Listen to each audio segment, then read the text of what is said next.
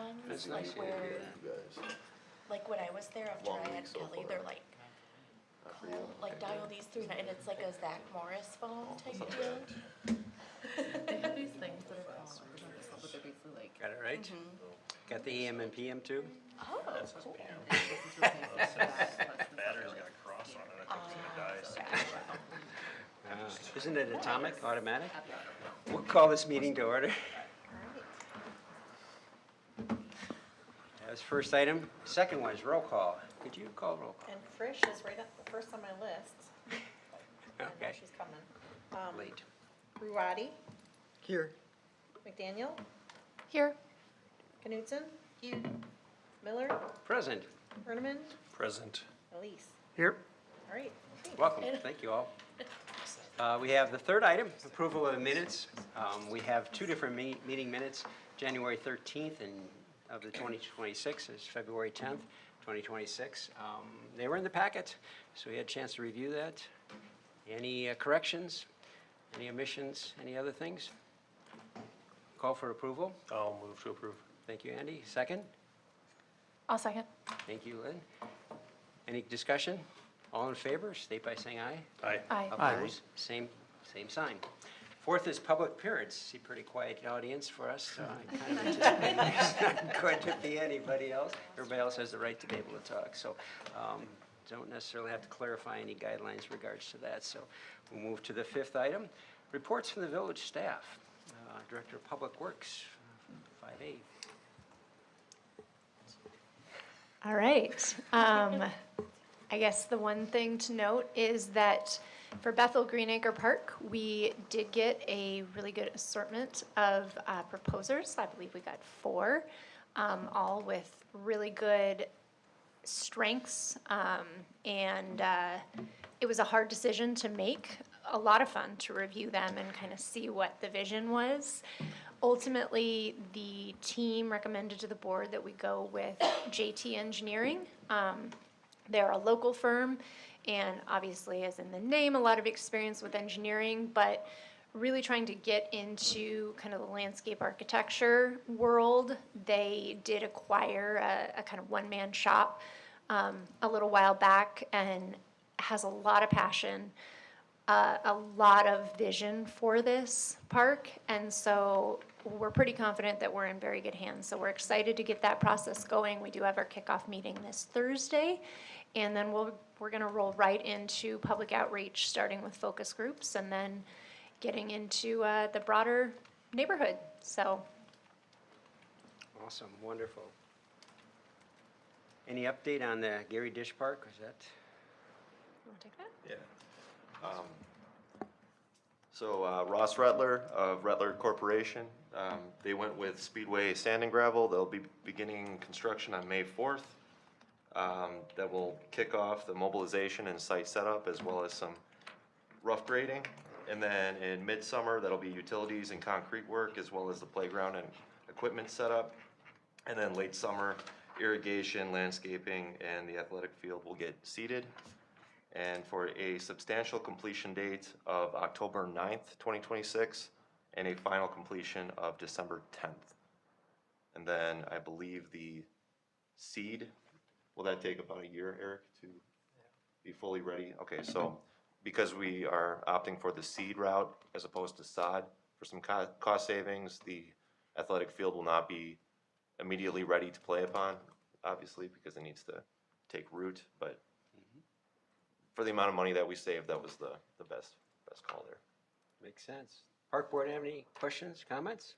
I have a question, not on either one of these two, but I saw you did some burning at Keller Alpine. Do you want to talk about that? Yeah, absolutely. Thank you for reminding me. We did get contacted by Chief Glenn Linsmeyer of the fire department on Sunday. He looked at the weather report and noticed that the conditions were, in his opinion, really perfect for burning, and he knew that we had an interest in learning a little bit about it. So he did get in touch with our assistant director, and 3 of our guys were able to go out and kind of learn the ropes with them, and the weather held up very, very well, so they were able to burn even more than they had expected to. So it's a great introduction. I know that The chief would really like to do more, especially now that he's got some interest in public works, and so he's gonna continue to be watching that weather, and if we can make the schedule work, we're gonna try to make it happen. Awesome. So the burn that takes place at Lerner often is by the Rotary? Yes, So yes it that'd is. still be under their lead? Yes, How they go about yep, it? as of now. Okay, awesome. Other comments from the park board? Very good. Thank you very much for that information. 5B, Director of Community Development reports. All right.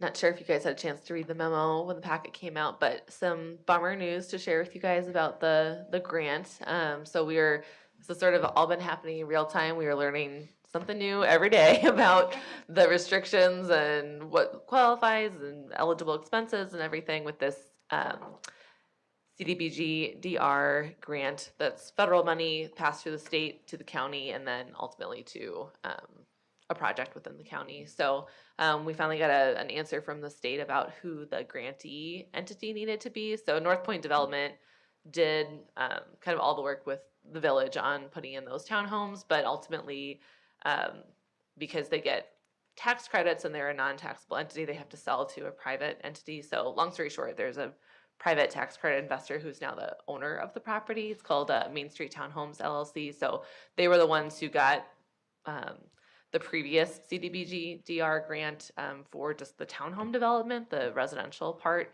So the state clarified that they needed to continue to be, that needed to be the grantee entity, not North Point, who was willing to be the grantee, but that they are not the same kind of business entity, and just due to tax liability reasons, as well as, you know, this is a private investor, they don't really have any, I guess, stake necessarily in the risk and just getting involved in this grant, and then the grant being counted as income for them was not something they were willing to participate in, and just given the timeline and everything, that was kind of a no-go point. So we just found that out last Monday, so updated the board last Monday during their meeting. But in the meantime, we had kind of started to gear up some neighborhood engagement, as well as we had a proposal from another landscape architecture engineering company to potentially start some of the concept design work. The board didn't take any action on that, so there's no money being spent for any kind of design here. While all that was going on, Leanne and I did send out neighborhood letters to about 100 people that are within 500 feet, a couple of the area daycares and preschools too. So that survey actually just closed at 5 o'clock. I just closed it, but we got just under 40 responses and a lot of really good feedback. So I think now that this is all wrapped up, I might send another letter just so people aren't kind of left hanging. And obviously we'll reach out to the schools too to make sure that they're in the loop as well. But just as I wrote in the memo, obviously, you know, our CIP planning comes up every summer. So Laura and I, with our teams, will start working on that. And right now, this is still slated for design in 28 and construction in 29. But now that we're kind of getting some feedback from, you know, the neighborhood, there's some interest. We have a little bit better sense of what we might like to see out there. That'll help us with some of our budgeting numbers and kind of know if we're in the right range there. And obviously, too, people can always, you know, it's a policy decision, right? So people can come and maybe advocate for if they want to see improvements in that park sooner. That can be a conversation we have with you all. Obviously, there are other parks that are kind of slated for, you know, we have sort of a timeline sketched out for planning and design of other parks, but always something that we can explore. But in the meantime, we've got a lot of great feedback and ideas started.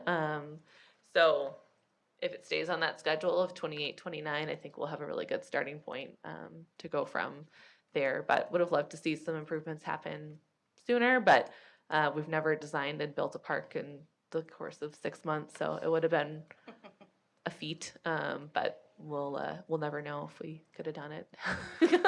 But I'm glad that we had the opportunity to explore, and the county and the state both had really nice things to say about the village and just our efforts of entertaining this and reaching out to the neighbors, and maybe there's an opportunity to have another grant opportunity in the future if the stars align. So that's the update. Happy to answer any questions. I appreciate jumping on that. I think that that awareness really helps the perspective of the village and the willingness to do that. So it does leave a great impression on it. So thank you very much. Any questions from the park board? No comments? All right, very good. 5C, recreational programming coordination report. Community cleanup, I say. Yes, so April, the Oregon Area Wellness Coalition is hosting their annual community park cleanup. So you pick the park, you can pick any day in April, you can get a group together, you could do it yourself. But it's just a great way to kind of show the community you care about your parks and you want to see them sparkle and shine. There is a QR code on the flyer that will be going out via social media, as well as you will see it around town. If QR codes are not your thing, my email address is on there as well. And new this year, I don't know if this is new, but it was something we became aware of. You can rent grabbers from the library. So if you don't want to touch the garbage or don't have gloves, there are grabbers available, as well as when you go to the Sign Up Genius, there is a really fun Goose Chase scavenger hunt.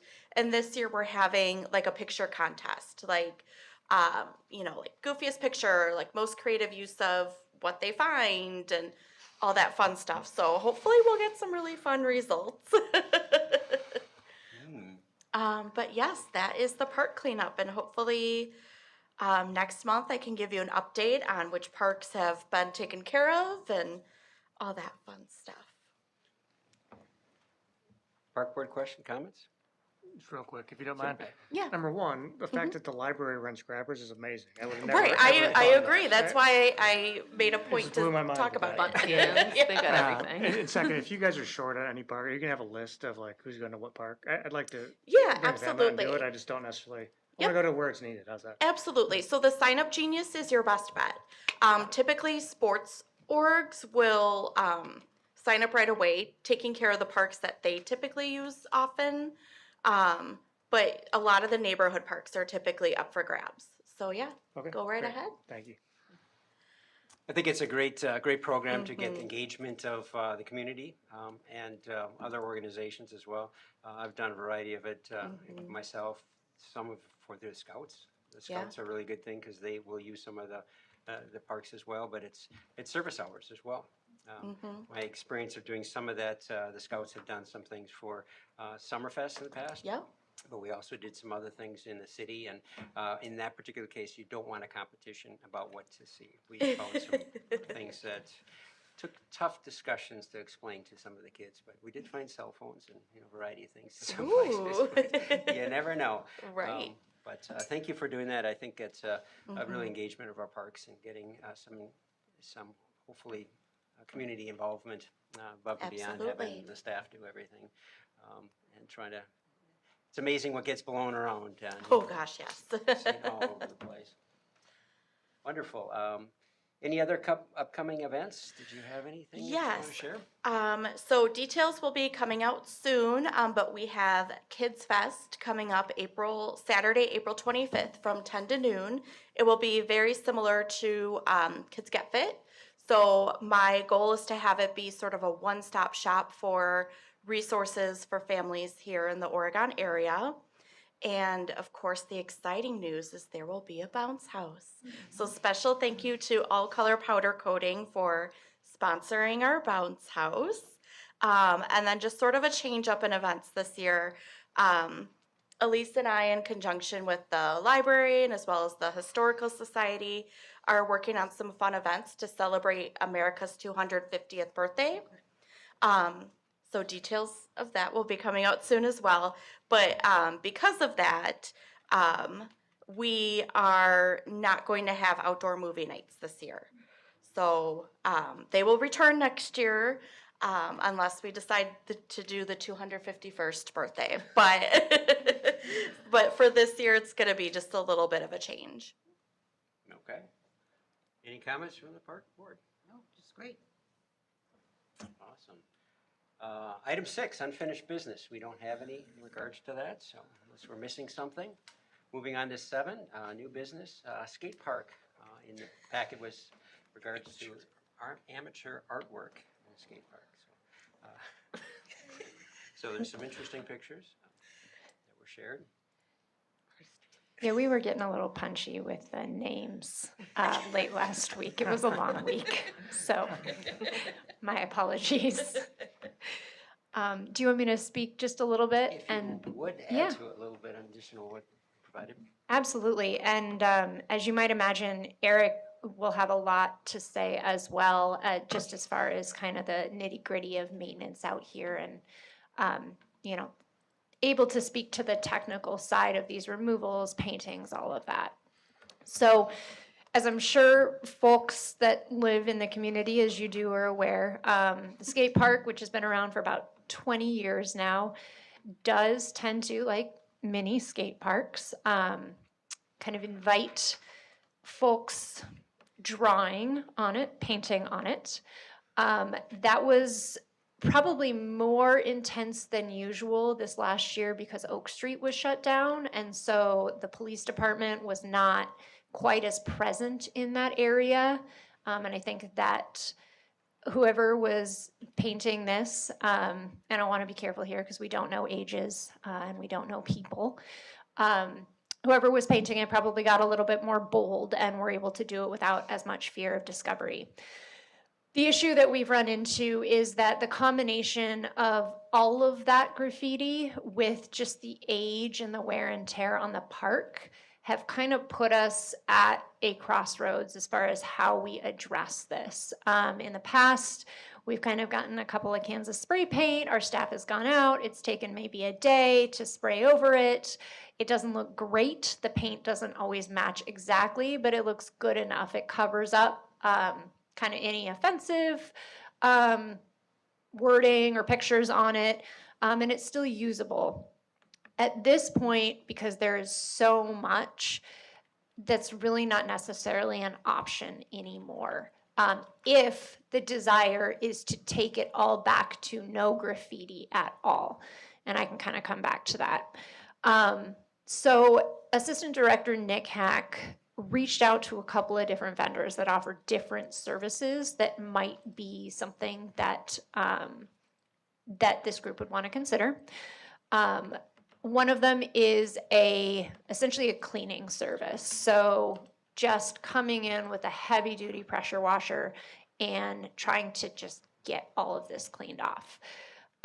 The other is a coating manufacturer that could apply a special kind of paint that in theory resists graffiti, so it's much easier to clean off. Neither one of these technologies is appropriate for every surface at this park because not only are we dealing with wood, we're also dealing with kind of rubberized and plastic surfaces. And there's actually, from what I gather, no way to tell how a lot of these surfaces, especially the older ones, are going to react. So there's a very real danger that if you shoot kind of a cracked and really old piece of rubber with a heavy duty pressure washer, that will disintegrate. And it could be that the skate park, which is colorful but usable right now, in certain places will not be usable once you go forward with this. The other risk that we run, of course, is that we go through all of this effort, we spend at least probably $10,000 to do this cleanup, and somebody comes out and tags it almost immediately again. So as of right now, we're kind of looking for some guidance on how this board would like us to approach it, both this year and kind of in the future. And this question is not, I can almost guarantee, gonna get answered, nor is it fair to ask you right now, but what are maybe some long-term ideas about the skate park and this space's use as this kind of facility? We do have a Kaiser master planning effort in our CIP for 2032.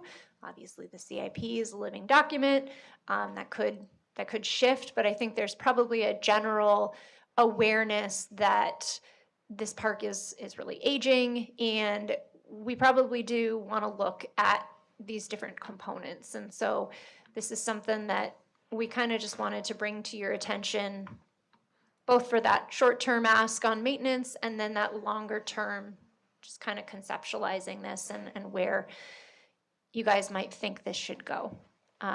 So it's kind of what I got. Did you have anything else, Eric? The only thing I will say about no matter what we do, whether we paint or we clean, especially if we paint, is how long that's gonna last if kids are actually skating over top of it. So you might mask it for a short amount of time, but as it gets more use, it's gonna kind of disappear. Comments? Judy? How popular is that park? I was afraid you were going to ask me that question. I don't actually have a great read on that. I think that to understand that truly would probably be a public survey. I don't see a ton of people out there, but I am also not in this area that would be peak, especially kids skating time, because that would probably happen after school hours. Do you have an idea? Yeah, I live out of town, so I'm only here typically during the workday, but I can say that I've rarely seen anyone there. Until the past couple of weeks, surprisingly, as we talked more about it, I've noticed a couple kids there, here and there, but not like your typical neighborhood park or community park. Well, Other questions? it makes sense that there wouldn't be kids like I'm assuming I don't know like the age groups that are at this park, but I'm assuming it would be like mainly kids. It makes sense that you wouldn't see them like during the school day Yeah. or work hours.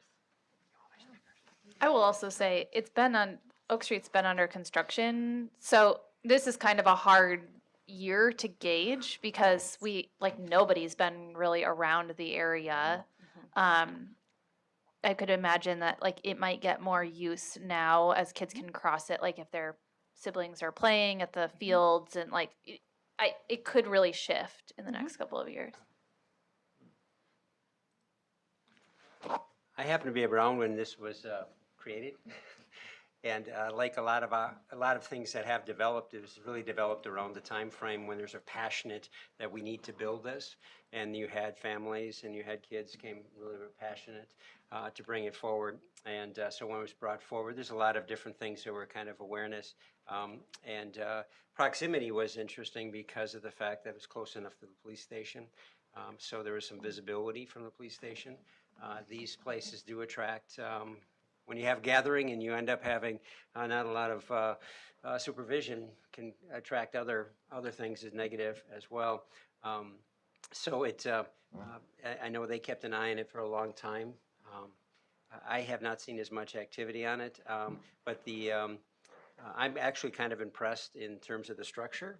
This length of time to be able to put up with that, I think is pretty impressive. So it was really, really good equipment overall. And even in the cases when pickleball was over playing at the tennis courts over there, you still didn't see a lot of activity. Occasionally you'd see a couple, people kids and were hanging out. But I think any of these type of things, this is something that I've learned from the staff, is you get this passionate effort to try to do something from some families and some individuals, then it eventually fades out. They're no longer involved. And so this is something that would really be worthwhile if there was some invested interest to keep it going, that they would care and watch for it. But it comes together like, unfortunately, viaducts and bridges, there's something stationary, they're going to mark it up anyways. So I think it becomes a burden for the staff to maintain it. I'm curious about how difficult it would be to remove it. Just trying to look at the images and such. Some of this looks like it's buried into some concrete. Looks like some stainless steel bolts off of it, but I don't know how much of that really comes into it. So how difficult it would be to remove. Not sure what the community comments would be overall in saying it. But I think it just initiates it. As soon as you see a little bit of it, it's just going to keep coming back, and it's a perception of what the village looks like, and I think it brings across a negative overall. Any thoughts, Matt? No, I agree with everything that everyone said, actually. Question, as we think about the future plan, right, and what we're gonna do with it, and there's a chance of making it unsafe by cleaning it or putting something up, right? Is there any harm in just leaving it as it is? I mean, it is a skate park. I don't know if there's anything offensive. I can't really see on there. There probably is, just based on graffiti as a whole. Can we just kind of spot shot it with some spray paint on the offensive stuff and just let it ride until we take it out? I mean, if we take it out, I don't know. So speaking purely as Lauren and as an engineer and a parent of 2 young children, that would kind of be my preferred option, is you just kind of cover up if there are any hard swear words or, very obvious visual imagery on there that doesn't work for people, cover it up. But otherwise, just kind of recognize that this is part of the culture of skating, you could argue. And for now, this probably keeps it in the best condition, is not to kind of go after it. It's certainly an option, and it's one that I think I did list in here as kind of something to consider. Thanks. Lynn? Yeah, I agree. I've thought about this a lot this week because I think when we talk about parks, we always think about little kids, and the reality is that we do need to try and have spaces that adolescents feel like they can go to. And some of those spaces don't look pristine. Some of those have cool artwork. I mean, I'll be honest with you, some of the pictures I was like legit impressed. Like it is art. It's just like, wish it could be in a better, more appropriate space. So I agree. I feel like, you sort of let it be where it is. I certainly do not love the idea of devoting thousands of dollars to remediating this. I also think, and this is maybe an out of the box idea, but if there's a high school art class that wants to like actually paint a mural onto these structures, or with approval, that's not graffiti, that's mural work, right? I think it would be a great opportunity for young adults to take some ownership of this space, especially if we're planning on changing it in some way at some point in the future. We can see how this goes, and maybe it kind of creates more of a positive gathering space. I don't really know where staff is on that, because I know there's like a bunch of now you've got lots of things happening, but I just think that maybe we lean into it a little bit more rather than immediately trying to fix it. It doesn't seem like financially a great decision in my mind. Yeah, I agree. Andy? I was just gonna say, this is like the one thing on the agenda I would be the least worried about. I mean, trying to solve a problem that I don't think really is a problem. And it's gonna happen again. Yeah. I mean, I agree with Lynn. I mean, find a way to steer into it. Yeah. Yes, Elise. I won't name any names because I don't know if he's still willing to participate, but there's a young business owner in the village who grew up here and kind of grew up at the skate park. He's an artist himself too, and he's reached out during the downtown master planning process. He was part of some of those conversations and had spoke with Leanne at the time about actually the skate park and some interest he had in kind of fostering some ownership, I think, with the youth and trying to help make, whether it's mural or something that they can be really proud of and maybe take care of to kind of protect, rather than have things kind of constantly be tagged and covered over. I'll take that on if that's something you guys are interested in, just reaching out to him and see if that's something he would maybe be willing to kind of lead, as whether it's an actual committee or reaching out to the high school or something like that. But I think he would be a really good bridge between sort of the business community and stuff in the village and the youth too. I think he's a pretty approachable person, so.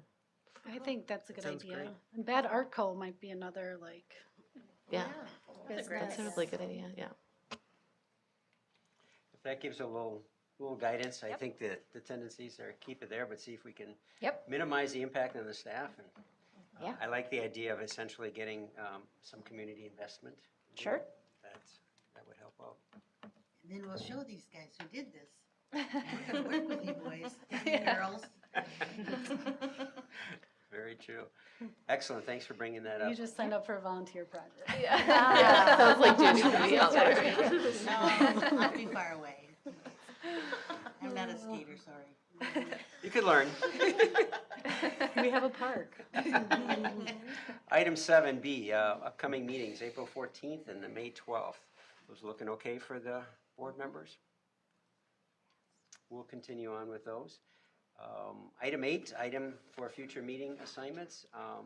We're still looking at the review of the park naming policy and such. So, yeah, did you have some? Yeah, just to add, Larry Konopacki, our village attorney, took a look at what the last version that you all had worked on and thought we had a lot of good content there, that it was just rather long and repetitive. And so I'm going to be working with him on just kind of condensing and making sure that essentially just explain to the public what is the process, kind of like we went through with the Martin family with soccer, you know, approach staff, come to the park board meeting, you know, here's some of the criteria that are sort of reviewed, but keeping it a lot more open-ended because it is a subjective decision, kind of, and a policy decision at the end of the day too. So, and try to address some of the donation stuff and benches and some other things. So I haven't had time to revise that and share with Larry. So I want to make sure he's at a point where he's comfortable with it before we bring it back to you. So my goal is to try to get that to the April park board meeting for further discussion. But yeah, we've had the, I think soccer's reached out to us maybe once or twice just asking about the progress and making sure we haven't forgotten about them. So let them know we're working on it and that they'll be the first ones to test out the new policy once we've got it in place. Okay, awesome. Wonderful, thank you for your work in regards to that. Item 9, announcements, comments, going around the horn. Judy, you have anything you'd like to share? Thank you. Okay, Nico? Nothing. Nothing? Lynn? Nope. Matt? Nope, good. Andy? Nope. He's thinking about it. Jamie? Can we repeat all of them? No, Very good, very good. Well, we'll call for an adjournment. I'll move to adjourn. Andy, second? Second. Matt, got that second? All in favor, state by saying aye. Aye. Aye. Opposed, same sign. So moved. Wonderful. Thank you. Thank you all. Thank you very much.